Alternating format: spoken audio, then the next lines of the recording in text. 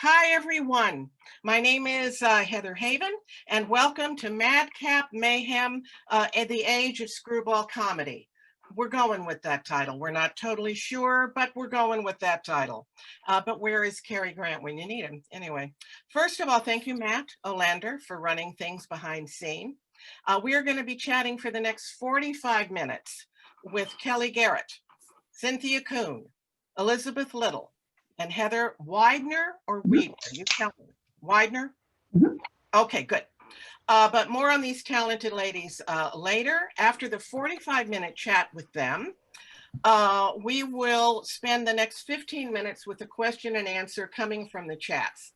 That's the only way you can kind of reach us or ask questions is to do the chats.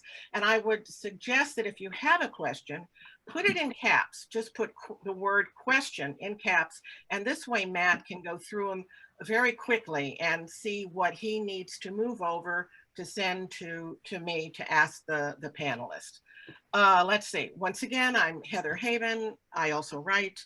I have the Alvarez Family Murder Mysteries and 3 other series, and moving on. So now I'm going to introduce you to our fabulous ladies. Oh my God. Okay. It is, where am I now? Kellye Garrett. Say hi, Kellye, so everyone can see you. There she is. She's so gorgeous. Okay. Kellye is the Anthony, Agatha, and Lefty Award-winning author for Hollywood Homicide. Book 1 of the Detective by Day series. So beautiful, beautifully done, beautifully done. All right. She is also the co-founder of Crime Writers of Color. Yes. And is a national board member for Sisters in Crime. She's working on some other new stuff, and we're going to get to that a little later. Cynthia. Hi, Cynthia Kuhn. Wave, say hi. Hi, everyone. There, now we're on her. Good. Cynthia is an English professor and author of the Lila McLean Academic Mysteries. Fabulous. Honors include an Agatha Award, Best First Novel, William F. Deek Malice Domestic Grant, and Lefty Award nominations for Best Humorous Mystery.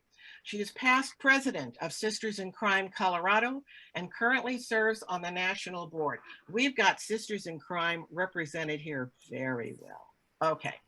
Hi, Elizabeth Little. Wave, say hi. Hi. Yeah. Hi. Okay, good.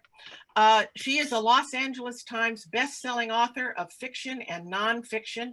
Dear Daughter, her debut thriller, won the Strand Critics Award for the Best First Novel and was nominated for Macavity, Barry, and John Creasy New Blood Dagger Awards. Her most recent novel, Pretty as a Picture, which is fabulous, was Amazon Best Mystery of the Month and one of Crime Read's Best Books of 2020. Okay. Hi, Heather Weidner. Wave, Heather. Hi, y'all. That's great. Thank you. Are we on her? Are we looking at her? Okay. Heather writes the Delaney Fitzgerald Mystery Series, also fabulous. Her short stories appear pretty much everywhere, and her novellas appear in the Mutt Mysteries. I just love that name. I have to read those. She is a member of Sisters in Crime, so well represented. Chessie, Guppies, International Thrill Writers, and James Rivers Writers. So welcome this amazing panel of women. Welcome. And let's get started. All right, so now to steal from another fabulous writer, Camille Minicino, I want to ask all of you, and we'll start with Kellye, okay? What's a nice girl like you doing writing about murder? I don't know. It's a good question. I just always loved it, you know? It was always, since I was little, like Encyclopedia Brown, and then I kind of found like Joan Hess and then Sue Grafton. So I just like to find out people dying and making sure it's solved. Well, is it the mystery of it that, or you know what I mean? The puzzle. See, I like twists. I like to be surprised, and I think you see that obviously a lot in really good mysteries. And I think this is a sad, especially in a world where we're not, especially in today's times, where it's so confusing and the bad guys don't always get their comeuppance. It's nice to have mysteries where it kind of usually ends with the bad guy being caught. And there's something very satisfying about that to me. So, especially in a cozy, for sure. No, for sure. Yeah. Yeah. Cynthia, what about you? What Kellye said.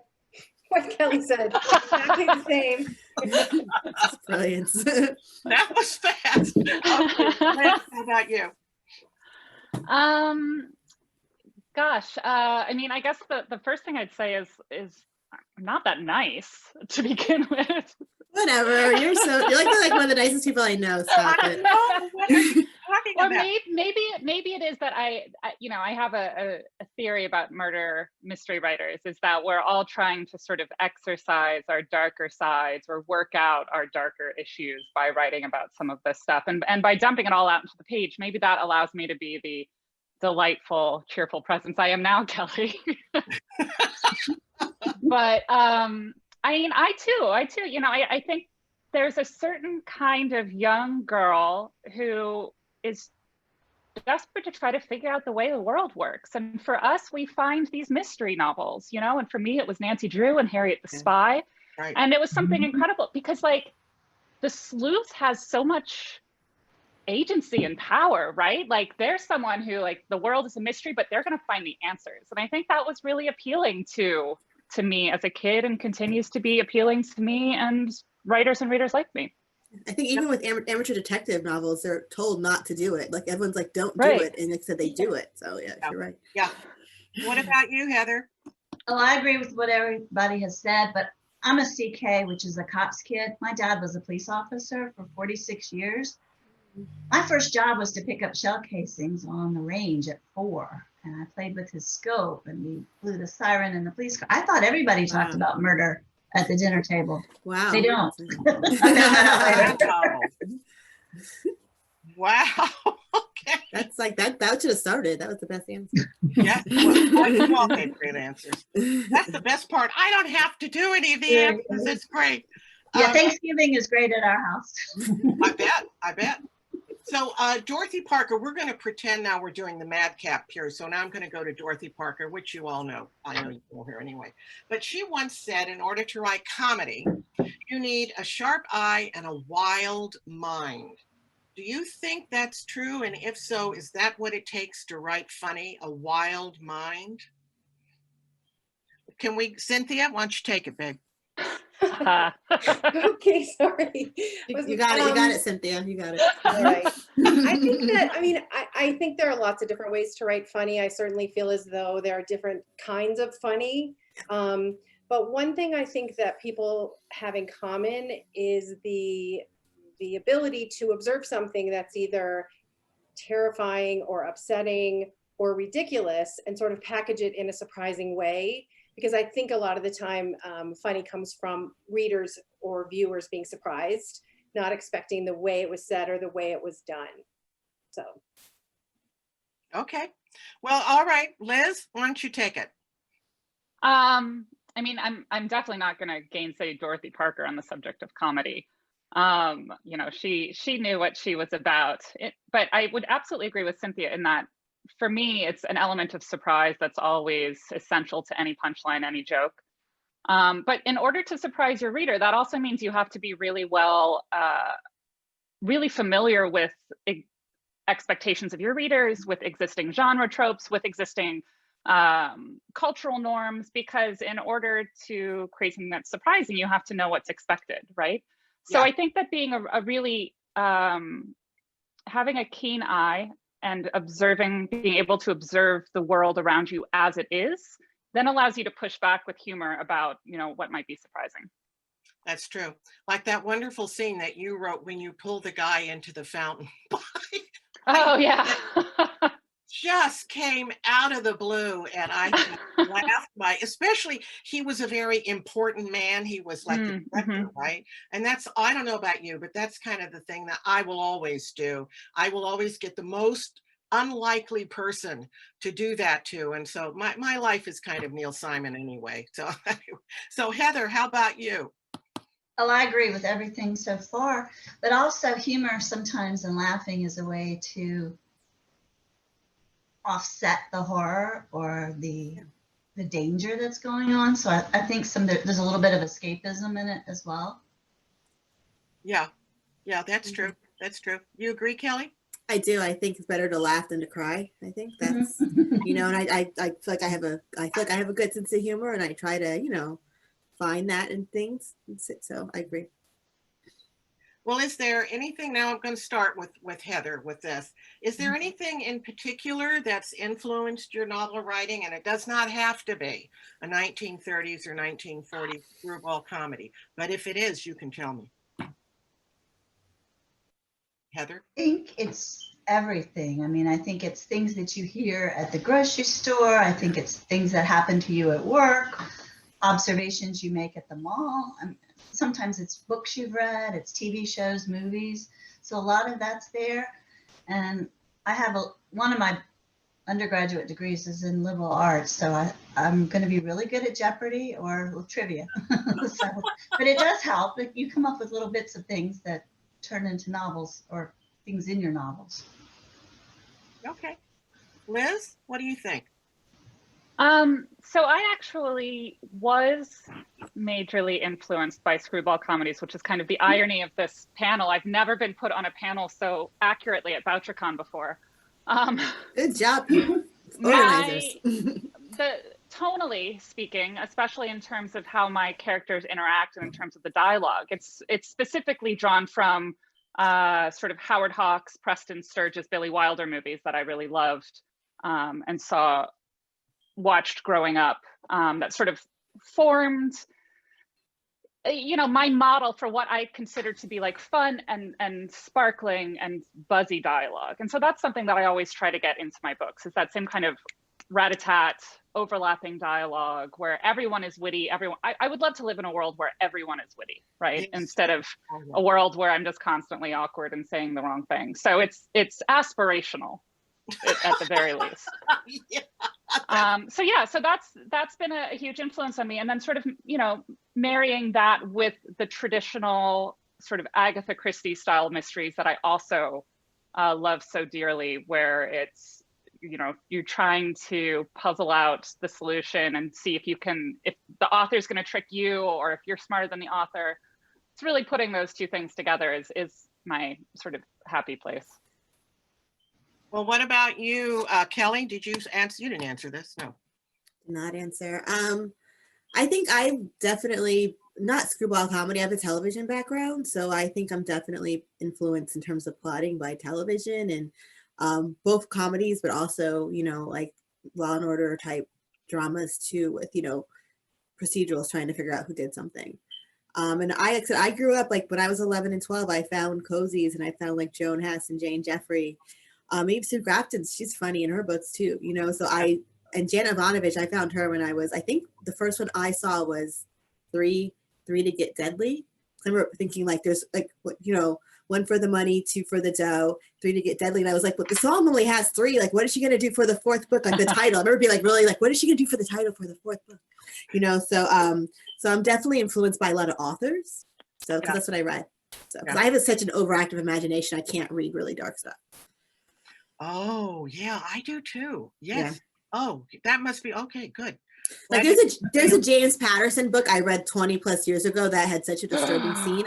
I stopped reading me it. Too. I know what you're talking about. Yeah, I think and so and after I was like, I can't read this because I can still think about it 20 years later and get upset. So why did you do that? So yeah. Stephen King. I cannot read any of his stuff. I'm still dwelling about some glop that got put into a can of Coke. I can't go there at all. Cynthia, I ask you this. Oh, did you want to say something?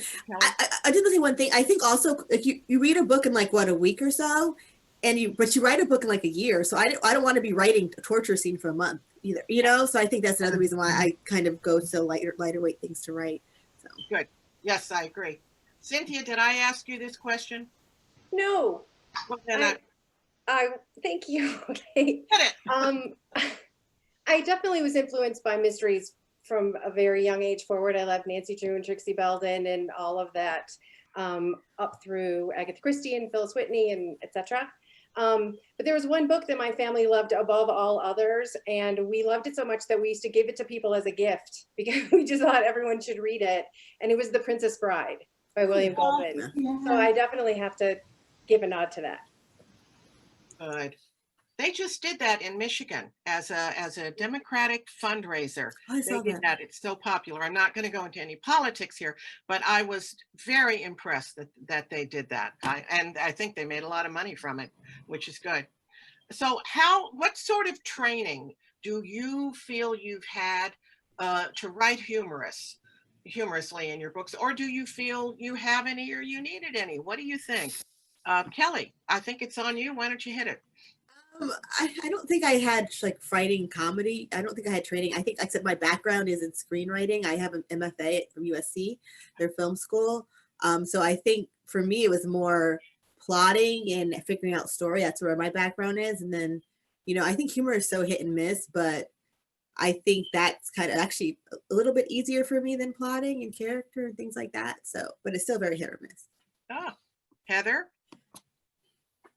My life sometimes is a sitcom, or it feels like it anyway. So, I don't have any formal training, but when things are funny, though, it's like that would be a good scene, or that would be an interesting way to have this turn out in the story. So, I'm always jotting down notes when people say things or when somebody tells a funny story. So, nobody's safe. How about you, Cynthia? I did study satire and hyperbole and juxtaposition and strategies for humor writing as part of my graduate training. I'm a PhD, I'm a professor. So I did read a lot of things, but also I think it came in through just reading funny books that I loved, and watching film and watching television shows that make me laugh. I think that we pick up those patterns and rhythms. So. Okay. Liz? Yeah, no, I mean, I would agree. I think I've just consumed a ton of comedy over the years. I started very young with the full Mel Brooks oeuvre, and I've sort of, grown from there. And, but one thing that I find in every funny person I've ever met is that they found themselves in a position at some point in their life where they've had to lighten the mood for survival, or for like to help get them through a really hard time, to help people they love get through a really hard time. And so that's an interesting, like, this sort of school of hard knocks of comedy. Yeah. So, I'd like to thank my parents for that. I guess they're the reason I'm funny. But I think it's about, comedy is both a learned rhetorical skill, but it's also a learned psychological coping mechanism.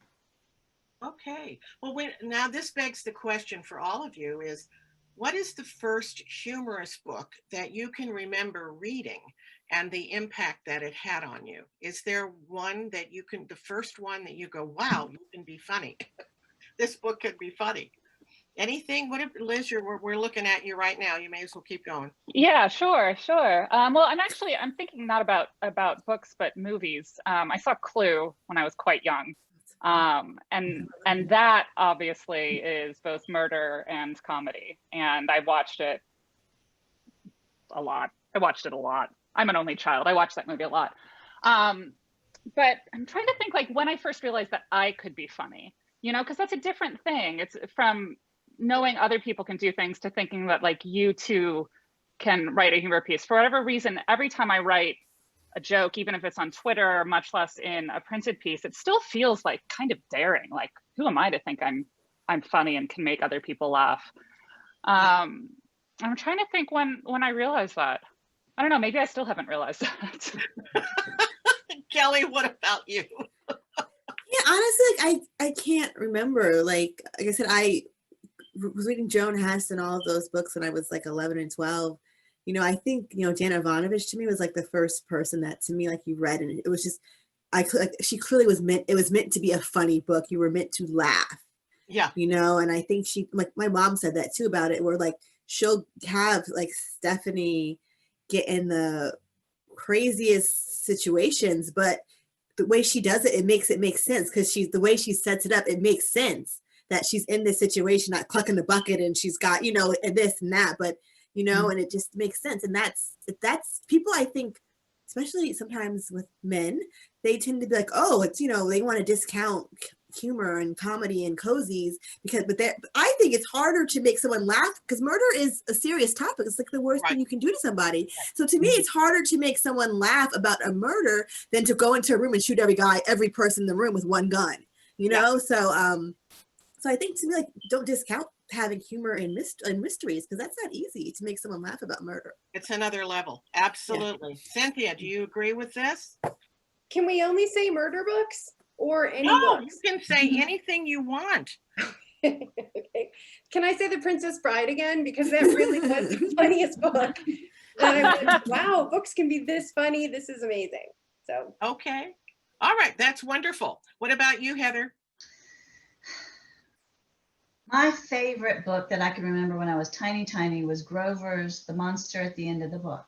Oh. And there was irony and there was suspense and there was comedy. And I just fell in love with the Muppets. And I mean, I'm a Sesame Street first generation kid, so it's always been around. But like Kellye said, that habit turns into Nancy Drew and Encyclopedia Brown and the Hardy Boys and Agatha Christie. So it was a gateway. Yeah. It's a gateway drug. Gateway book. Grover. The gateway. The first book I ever read I picked up by accident. It was from the 40s or something. It was called The Egg and I, and I couldn't believe, and it's if you ever can find it, because I'm sure it's out of print, it's just this hilarious story of a city woman who marries a man and goes and lives on a farm. And I screamed with laughter, and I couldn't even believe that this was going to be that way. And I was about 11 years old at the time. So I never forgot that. But speaking of that, let's go back to writing humor in mysteries. How do you make sure that the humor doesn't get in the way of the mystery? What about you, Cynthia, or anybody? It makes it Cynthia. Well, I mean, I don't think murder is funny, so I keep the humor away from the murder part. And that's about, or people who are in pain. I would keep the humor out of those kinds of scenes. But otherwise, if it comes in, it comes in. And I think that's part of, it's a little bit of it is organic. It comes out of the writing. Yeah. Well, you have such a great setup with Lila because she is a beginning professor. It's all new for her. She wants to make good. So you have her feelings inside and she tries not to say. So you have all that wonderful conflict going on in the world of academia, which I think we all know a little bit about, but certainly not like you. So I agree with you. What about you, Liz? Yeah, I mean, all of my humor is very character driven, and honestly, all of my plot is character driven as well. So for me, it's really, if the character wills it, so it is. And I am always mindful that I'm writing about some really serious stuff, and so I would never use a murder as a punchline. But I am going to let my characters make dark jokes about murder, perhaps if it makes sense for their character that that's maybe how they're processing their pain, or perhaps they're in denial about the reality of it. But it has to be true to the character. It has to be true to sort of the underlying soulfulness of the work as I try to do it. Yeah.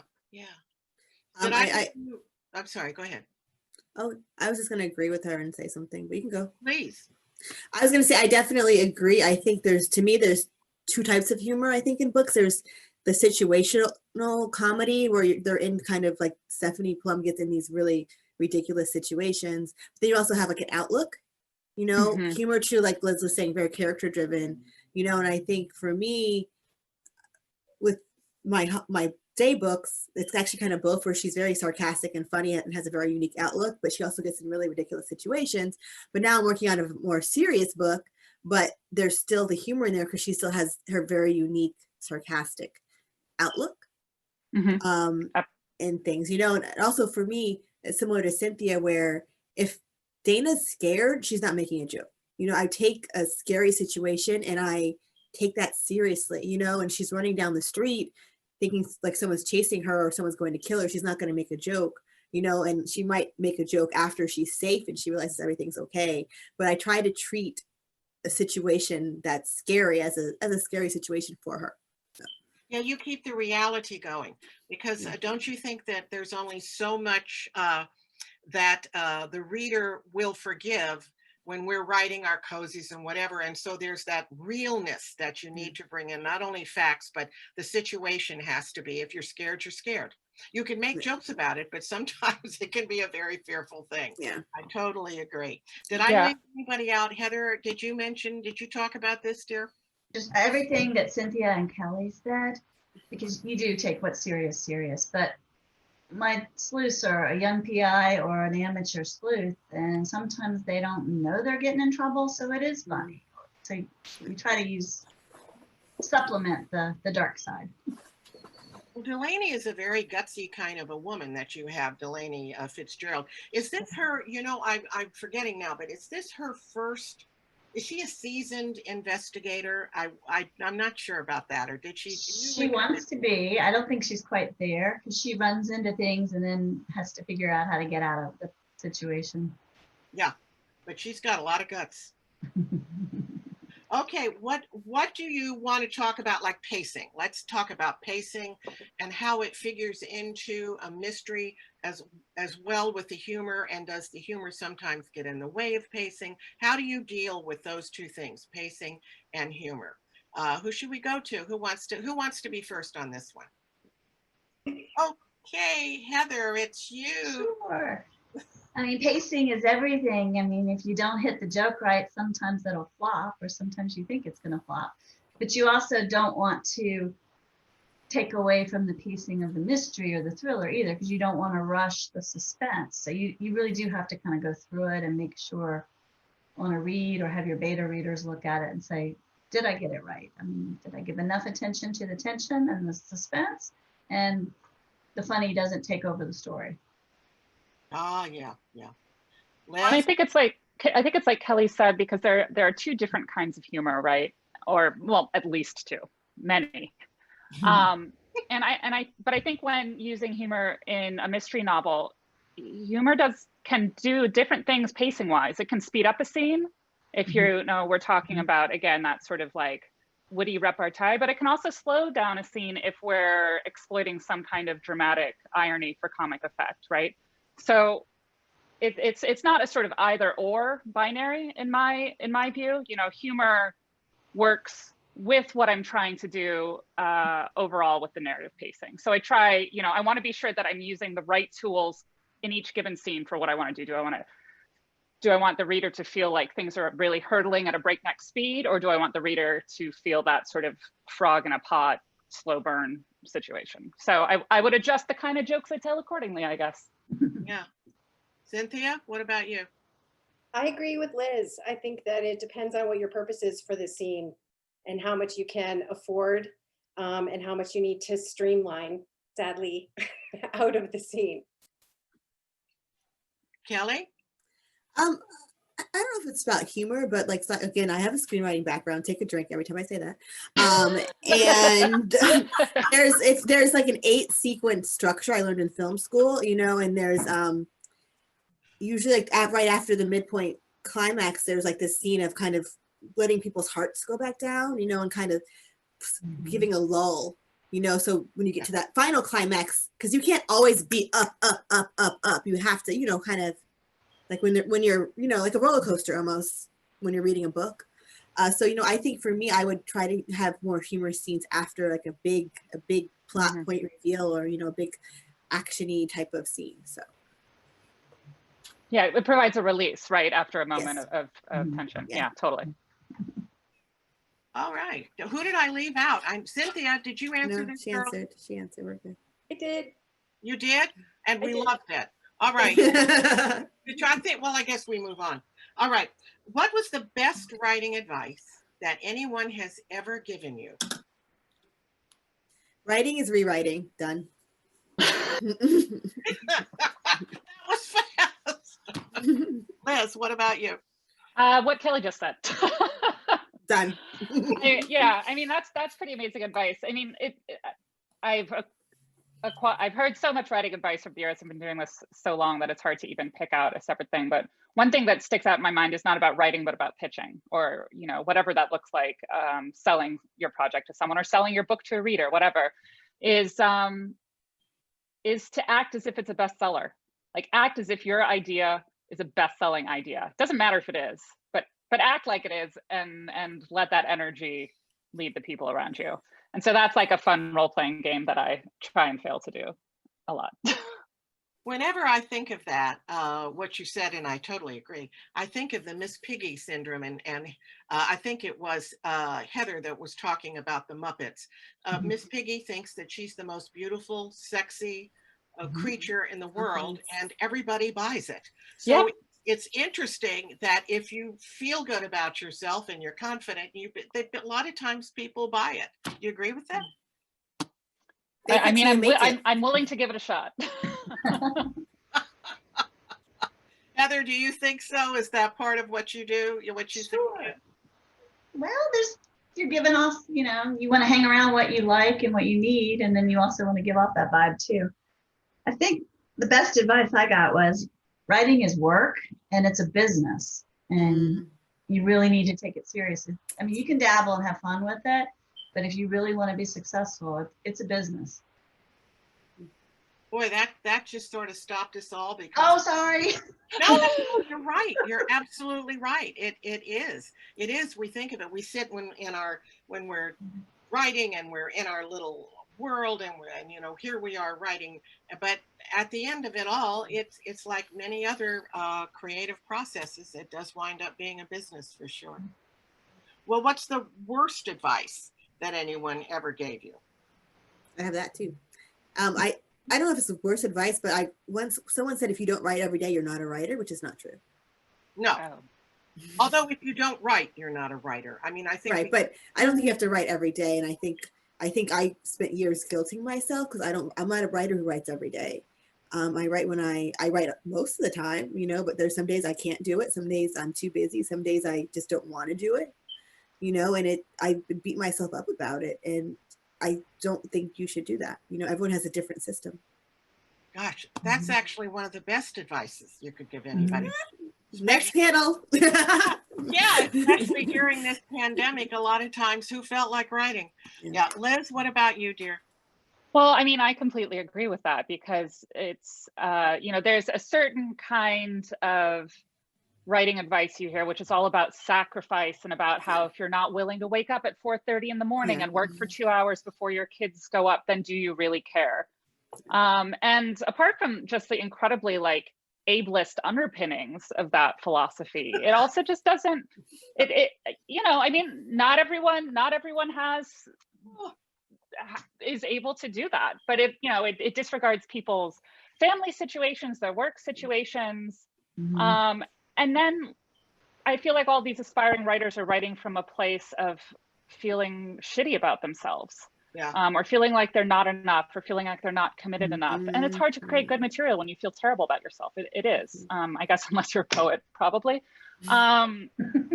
Okay, best advice coming right now. Right now, for anybody listening, this is some of the best advice in the world. But yeah, no, I mean, I think you have to be kind to yourself. And I think that you have to set yourself up for success by figuring out what works for you, and figuring out what's possible, and accepting that you have limitations, but maybe those limitations are going to result in creative problem solving that makes you a different writer. You don't want to be the same kind of writer as everyone else. And you don't want to necessarily create the kind of material that people write at 4:30 in the morning. If you're a person who writes once a week and then just, noodles in your head for the rest of the week, that's the kind of writer you are, and you should honor that and respect it. Don't let other people guilt you into doing it their way. Wow, that is such good advice. Cynthia, try to say something. Maybe. I'm sorry, what did you say? No, I said go ahead. Maybe, I think the worst advice maybe was don't write your book until you know everything there is to know about your main character. Because if I had done that, I never would have written the book. And I think that there's a certain joy that comes from discovering things about your character as you go along. So yeah. And I didn't get to give my good advice, which I think is Oh, I'm never, sorry. never, never give up. Yeah. I'm sorry. I'm sorry. And you know, this is why we have to go. Heather, who's going to talk next? I forgot now. But I just wanted to say, this is why I think all of you are successful at what you do, because you've got good heads screwed on your shoulder. That's it. You really have it going. And I think anybody listening in, any of the audience now, if they're writers, they know what you're talking about, and you've got good stuff going. Did I wait, during our practice, Heather said most of us had this, so now she's upgraded to all of us. I don't want to be too presumptuous, but I happen to think you all are fabulous. You know, I'm like the mother. How do you pick out the favorite child? I can't do it today, but I never had so much fun reading. I'm serious, reading these books. I didn't make dinner for like 3 days, and it was great because Norman would say, "What are you gonna make?" I said, well, I have to read this book. Okay, so now did I get everybody about the good and the worst advice? Because you got some good stuff saying. Did I hit you all? Worst.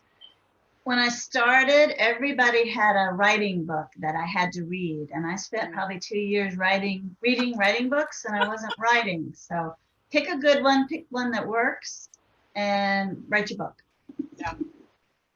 Yeah, there are some good ones out there. I think Stephen King even wrote a good book about that. Absolutely. I have Hallie Efron's writing and selling a mystery novel is how I wrote my first book. Oh, she's fabulous. I love her. Really, I stand her so hard. I ran up on her at an event one time and she was so nice to me.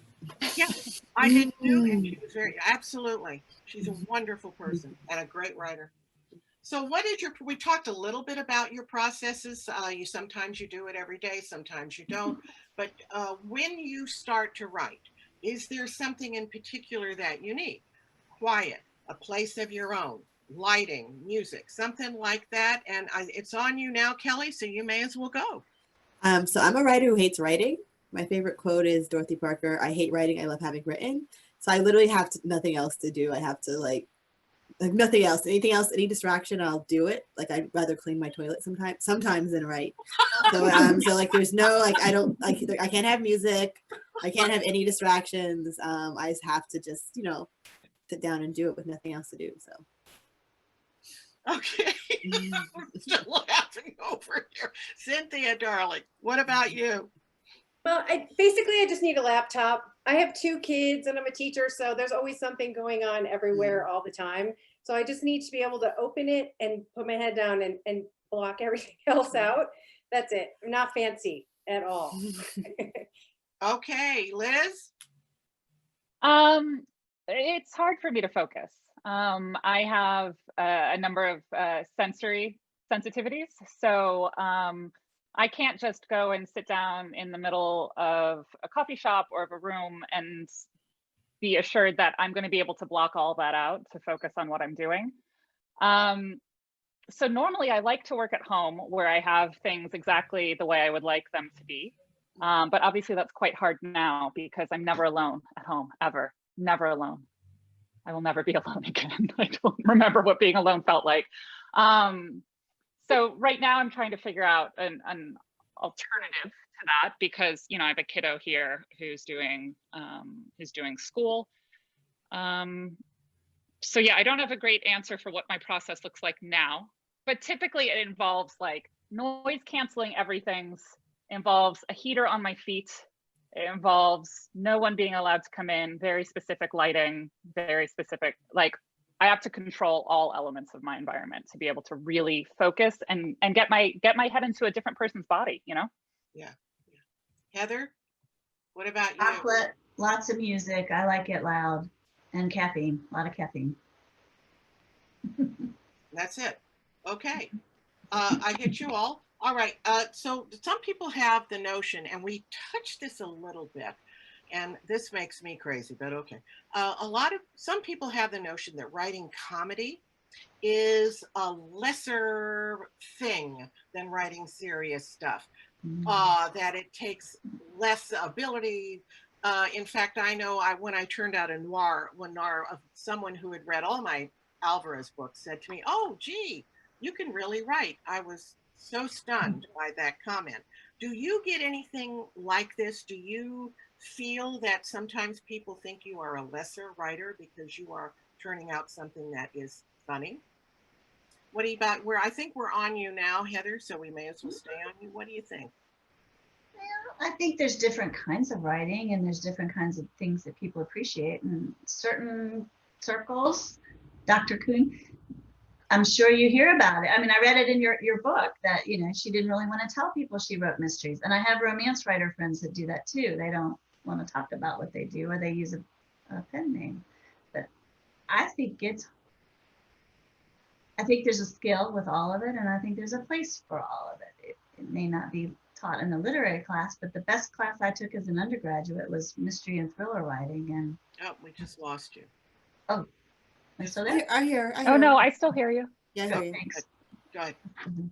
All right. But yeah, I think there's a place for it, and I think there's talent and skill in all of genre fiction. But do you think other people feel that because you write something that's humorous, that it's of lesser value? Do you ever feel that?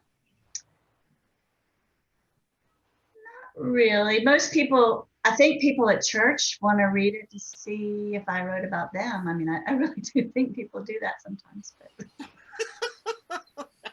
What about you, Kellye? I do. I think that unfortunately there are some people in crime fiction who think that cozies and lighter mysteries are less than, you know, and I think you see them in some award nominations, in different ones. Like I was surprised when I won my Anthony Award because I have this lightweight funny book and I was up against a bunch of really talented people who had more serious books. I think other people were surprised I won too. You know, and I think, but it's like I said earlier that it's hard to make something funny in this murder funny. So, so I do think so. Yeah. What about you, Cynthia? I mean, I do think so. I think it's in different situations, it's different feelings. And I think sometimes we get that as cozy writers from other kinds of mystery writers.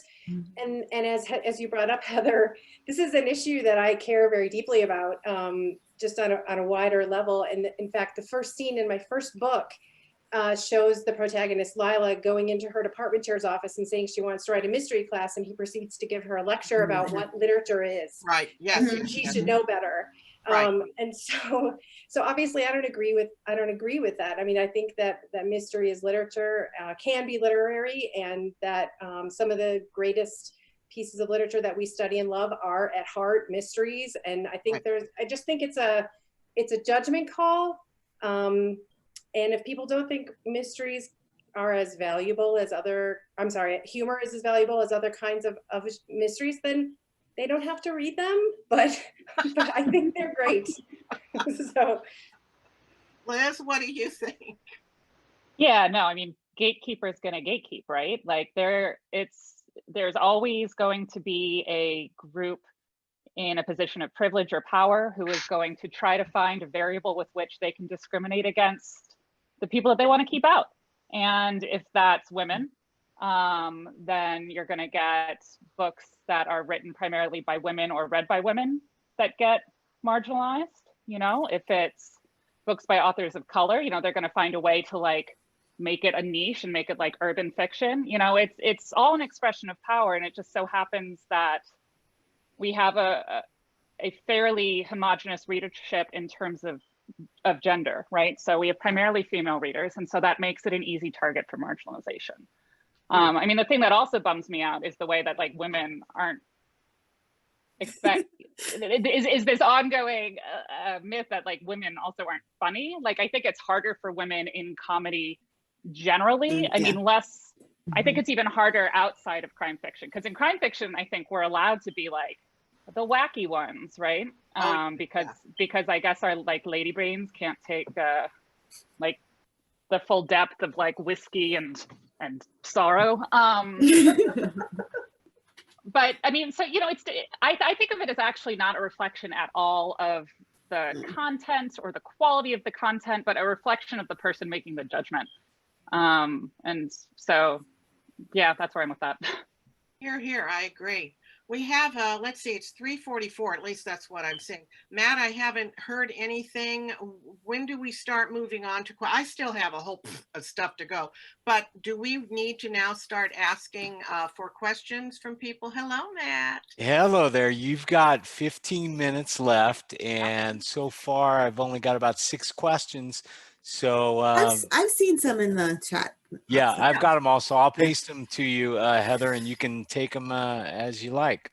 Yeah, one of them I think we had already answered, but wouldn't that be, yes, all right. So, all right, let's go. We're going to go, you send them to me. Meanwhile, I'm going to ask Cynthia, what are the scenes that are the hardest for you to write? Sex scenes. Ooh. So I do not write them. Just romance, and only just a tiny bit. I just am so awkward. And in fact, the scenes come out awkwardly too. So I hope you enjoy them. They're very awkward. Yeah. Kellye, what about you? I think like that final like reveal of the killer climax, because like they have to explain it, and it's like, so they have to talk, but I'm like, in real life, just kill her, just kill her. Like, why? Like, why are you talking? You know, so I try to have an organic way to talk without it seeming like, obviously I'm just telling you why I did it because I have to at this point, you know. So those are always tricky for me. So Yeah, I always think of that scene in The Incredibles, you know, like where he gets them monologuing. I was like, oh no, he's monologuing. yeah. Exactly what I'm doing. But Liz, what about for you? What's your toughest scene to write? I find action sequences really hard, you know, like Yeah. fight sequences where you have to sort of choreograph bodies moving through space. And, you know, I remember at the end of Dear Daughter, there's a tussle where I sort of keep track of various parts of furniture and weapons and injuries. And, you know, it's sort of like choreographing like a pool match, you know, like where the cue ball hits and then all the other balls that scatter. Mhm. And I personally have just a really hard time keeping track of everything and finding a way to describe it. You know, I remember like, you know, there are only so many ways you can say elbow, right? So like, it's just, that's technically really challenging for me. You know, I hope everybody else is having as much fun with you as I am. You are all hilarious. Okay. I will say that that's basically the same as a sex scene, though. It's just I was gonna say that. it's a Yeah, different I outcome. was thinking So- that when you said elbow. Yeah, and a sex scene where you put your elbow is very important. Okay. Heather, we didn't ask you about this. What's your toughest? Yeah, the sex scenes and the gore. I can't do the gore, and like Cynthia said, the sex is a little awkward, but hey, sometimes that's funny. That's true. Okay, so now we have the question, which we kind of covered, but what themes or issues? This is from Sarah McBride. What themes or issues are easier to address in comedy versus drama, tragedy? What do you think? Oh, look, Kellye, we puzzled them. No, yeah, I have to think about that. I'm gonna go last, if at all. Okay, we can put that off for a while if you want. Let me see. What are some other ones here? Oh, not just that's just me. Okay, well, okay. Cynthia, do you what themes are easier to write about for comedy as opposed to drama? I think that's the question. Or issues, themes or issues? I mean, thank you for that question. If I'm understanding it correctly, then I would just have to say that lighter themes are easier to write about in a comedic way than dark ones. But then again, there are so many wonderful films out there with dark comedy that are just hilarious because they cross that line over into the taboo. So I'm not sure that it's easy to divide them. Ah, okay, yeah. Anybody else? Liz, do you have anything you want to say? Yeah, I don't. It's I a really mean, good question. it is. It's really hard to answer. I don't know if I've asked it of myself before, so now I'm sort of sitting here, and I'm wondering if I'm drawn to material because I have a sort of comedic sensibility. So I'm sitting here asking myself, do I write about the things I write about because I know that they're well suited to comedy, right? Yes, yeah, that makes sense. So I'm not sure, but I'm actually really glad the question was asked because now I'm gonna go puzzle over that for a while. Yeah, that was a good one. And isn't there that idea that comedy comes from pain too? So even that just kind of crosses that boundary. Yeah, I think sometimes it does. For me, sometimes that's a 16-year-old boy kind of bringing forth his comedic pain. Sometimes I just write because I'm happy. So that's just me. But okay, do any of you try to perform your drafts or read them out loud? This is from Priscilla Patton. We're on you already, Cynthia, so you can hit it. Yes, I read my drafts out loud. I don't perform them, but that's a good idea. I will try that in the future. Kellye? Yes, I think especially with dialogue, if you're a writer, I think a lot of newbie writers have awkward dialogue, and I always tell writers to read it out loud, because then you can kind of see, like, that's not how I talk, you know. So I will read my stuff out loud for sure. So yeah, Liz? Oh, absolutely. It's like one of the most important parts of my process, to be honest, because not only do you feel that conversational rhythm in a way that you don't see on the page, you also find awkward beats, awkward typos. You get stuff from your ear that you don't necessarily get with your eyes, and so yeah, I would never not want to do that. But I don't perform it. I feel stupid enough, like even like being by myself, you know, like huddled in a corner reading it out loud, worried that someone's going to overhear me. I don't think I could also like try to put feeling into it. That's also a lot of energy to perform something. It's enough to just sit and try and read it all. What about you, Heather? Yeah, I don't perform it either, but I have 2 crazy Jack Russell Terriers, so they listen to all the dialogue. And okay. Oh, I think also, even if you do, like, because with us we have to do a lot of readings, you know, and I hate doing readings of my book, you know. oh yeah. So I think, because especially with the comedy element, is you have to deliver it in a way that's funny that I can't do because I'm not a performer, you know. So so reading your work is definitely not even just before, but also after it's published. Mm-hmm. Well, I have one question for Liz. Somebody wants to know, what's your cat's name? Yeah, he is really beautiful. I'm sorry. If I left him outside, he would just like yowl at the door. No, but frankly, he's the 5th member of the panel. I'm going to But yes, his name is Alfie. He is also a key part of my process. He likes to close my laptop. So I think we've covered most of the questions that have not been covered with what I've talked about. I just want to ask you about your day jobs. Most of you have day jobs, don't you? Don't you all have day jobs? Or am I missing it here? You don't? This is your day job? Yeah. I've been writing full-time since 2007, I think. Yeah, nice. What about you, Kellye? So I've actually been writing professionally in some form my entire career. So like 20 plus years. So I was a journalist, then I was a TV writer, screenwriting, take your drink. I did a tech writing for like 3 months and I hated it because it was really boring. And so now I'm actually a communications writer for a media company. Heather, how about you? I'm an IT governance manager by day. Oh, wow. So I write in the morning, I write at lunch, I write on the weekends. Oh, Cynthia. I'm a professor. I teach. What? Right. You're a professor, right? Yes, and I teach literature, writing, and film. Okay.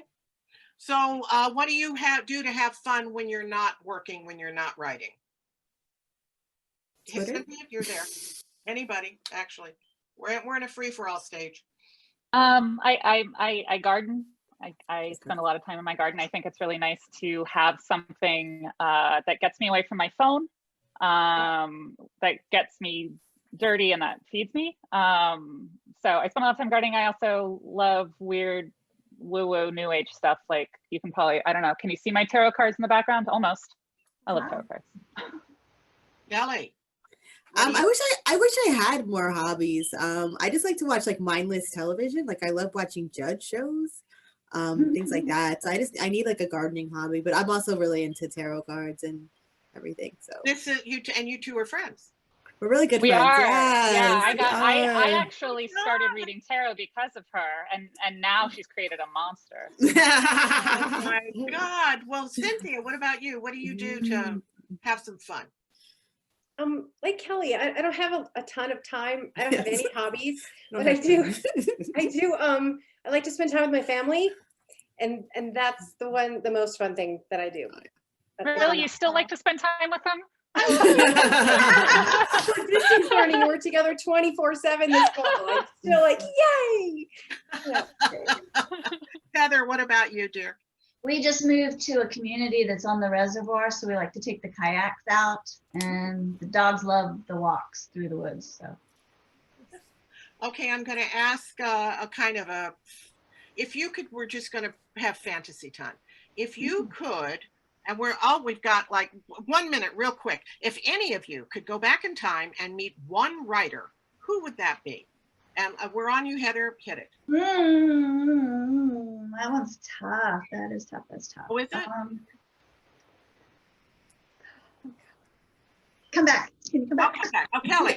Okay, I've been really lucky that people I really admire, like Laura Lippman and Walter Mosley, Barbara Neely, I met them. And so I feel very blessed, and they're all really super nice people too. And one person I wish I had met was Sue Grafton, and I think she passed away, a couple years ago. Yeah. And so she was supposed to be at Left Coast Yeah, exactly. in Vancouver last year, and I was really excited to meet her. And so it kind of bummed me out that we obviously lost a legend when she passed away. So Yeah. Liz, what about you? If you could go back in time, who would you like to meet? Like Shakespeare, who? Yeah, I mean, I'd love to meet Jane Austen because, like, I truly suspect that she was like such a glorious bitch in private, like, and I just want to, like, I want to like drink some tea and whiskey with her. I think that would be get her great. drunk. Yeah. Can you imagine her just like watching, like people watching? I would just sit there to listen to her comments on everyone. And I also really wish I'd had a chance to meet Mary Higgins Clark. I saw her from afar once, and I just kind of like did Muppet arms. Did she do it back? Did she wave back at you? No. Oh, I thought you were waving at her. Like, under the table. No. Cynthia, But what yeah, no, about she you? was. Yeah. She was wonderful. Oh, Dorothy Parker. Oh, She seems fun too. Yeah. I'm going to say Poe. I thought of Poe. oh. Poe used to live in Richmond, so that would be cool. Ah, okay. So I have Matt, but I think we have 4 more minutes. So what is new? What is on the horizon for you? What is new? Kellye, you have, let me just do here. I have a work in progress. Yeah. I wanted to, I think psychological suspense, domestic suspense, it still is not very diverse. And I think there's reasons for that. Like, I think one of the reasons is that a Black woman losing her baby or like having a problem is not going to be treated the same way as a white lady who loses her baby. And so I wanted to kind of try to do a domestic suspense novel, but from a Black woman's perspective and how that would be treated differently. So the story I'm working on now is about a woman who finds out that her estranged sister she hasn't spoken to in 2 years is dead from a drug overdose 2 blocks from her house. And she's trying to figure out like what happened, like why her sister was in her neighborhood and what happened. And so that's kind of the story I'm working on right now. Fabulous. What about you, Cynthia? What are you doing? What's next on the horizon?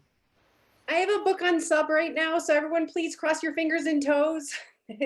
That's it right now. That's all you get. Okay. Liz?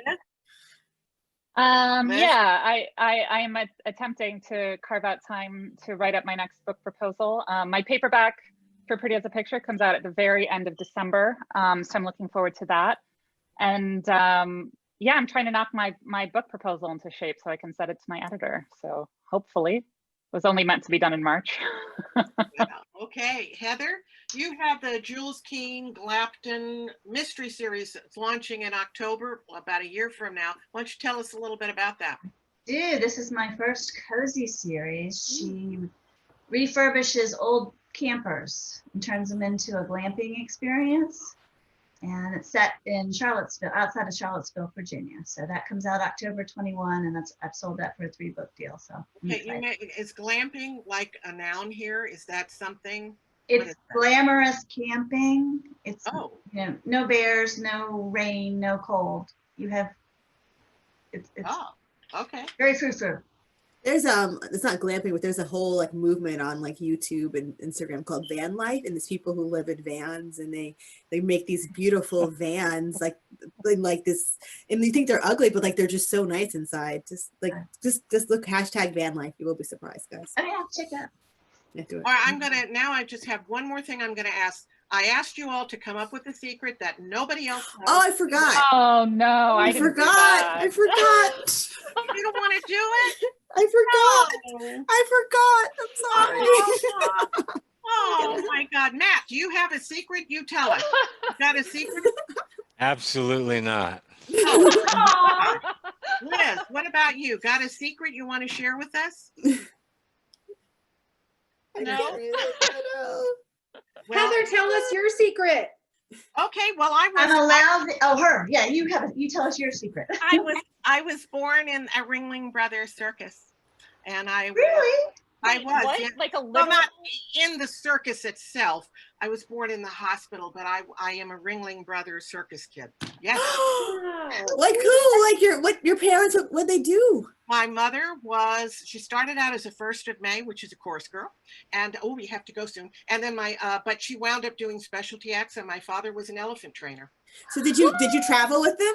Yes, when I was a kid, and then, when you have to go to school, it doesn't happen anymore. But I even rode an elephant when I was like 18 months Oh my old. gosh. A little Oh, bit. how cool. I work in New York City, and one time I saw the Ringling Brothers train leaving Penn Station, and it was so cool to see the animals on the train. It was like, it's probably obviously abusive too, but very cool to see them leave. It was really cool. That's my secret. That's about the only one I have. Do we have to leave, Matt? Yeah, you've got to wrap it up. And that's too bad. You guys are fabulous. It was hilarious. I want to get Jane Austen drunk. I'm already printing up a T-shirt with that. Once again, I was so excited about this group because when I read your books, and I had already started Cynthia's book because I love Ackman. I'd already started that one. But when I could have the excuse, these books are so good. They're so solid. I'm just writer to writer. I'm totally honest with you because I'm not getting paid for this. Who cares? But I hope everybody out there go read these women's books. If you have not done so, you will not be sorry you did. They're fabulous. So thank you, Kellye. Thank you, Liz. Thank you, Heather. And thank you, Heather, and thank you, Matt. And goodbye, everybody. Thank you for being a part of this wonderful event.